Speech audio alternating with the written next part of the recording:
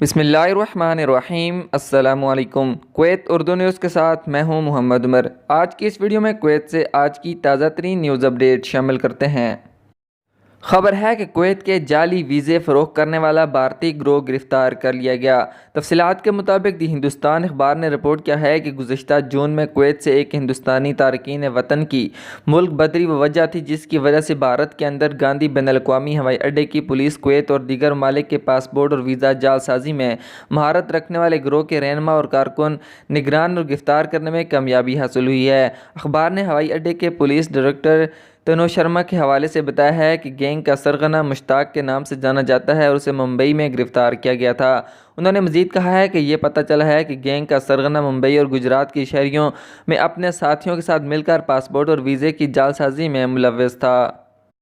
شرما نے وضاحت کی ہے کہ پولیس نے اس نیٹ ورک کے ارکان کی تلاشی کا عمل گزشتہ جون میں شروع کیا تھا جب ایک ہندوستانی شہری کویت سے ڈیپورٹ کیا گیا تھا، کیونکہ سیکورٹی چیکنگ کے دوران یہ معلوم ہوا کہ اس کے پاس 2 پاسپورٹ تھے جن میں سے ایک جعلی تھا جبکہ اس کا ویزا بھی جعلی تھا۔ اس بنیاد پر مقدمہ درج کیا گیا اور جعل سازی کے ذرائع کا تعین کرنے کی کوشش میں تحقیقات شروع کر دی گئی۔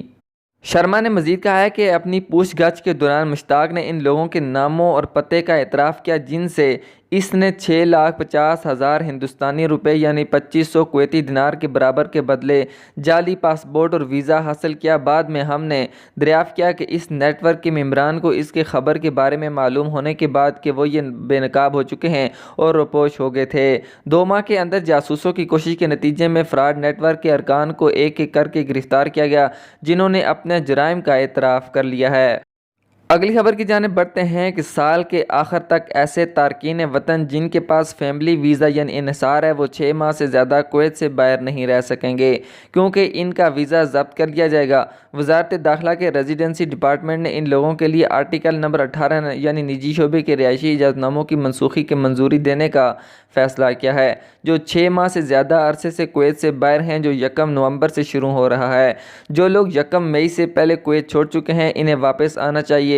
1 نومبر کو کویت واپس آ جائیں اگر وہ چاہتے ہیں کہ ان کی رہائش منسوخ نہ کی جائے۔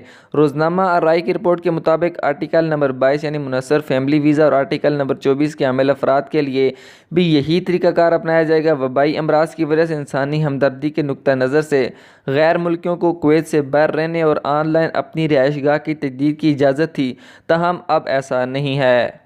اگلی خبر کی جانب بڑھتے ہیں کہ 1400 بوتلوں میں شراب ری فل کرنے والا ایشیائی گرفتار کر لیا گیا۔ وزارت داخلہ نے منگاف کے علاقے میں ایک ایشیائی کو گرفتار کیا ہے جو درآمد شدہ شراب کی بوتلوں کو ری فل کرنے کی فیکٹری چلاتا تھا۔ ان سے 1400 بوتلیں ضبط کر لی گئی ہیں جن میں 50 شراب کے ساتھ پیکنگ کے سامان سے بری ہوئی تھی۔ اس سامان کو ضبط کر کے اسے متعلقہ حکام کے حوالے کر دیا گیا ہے۔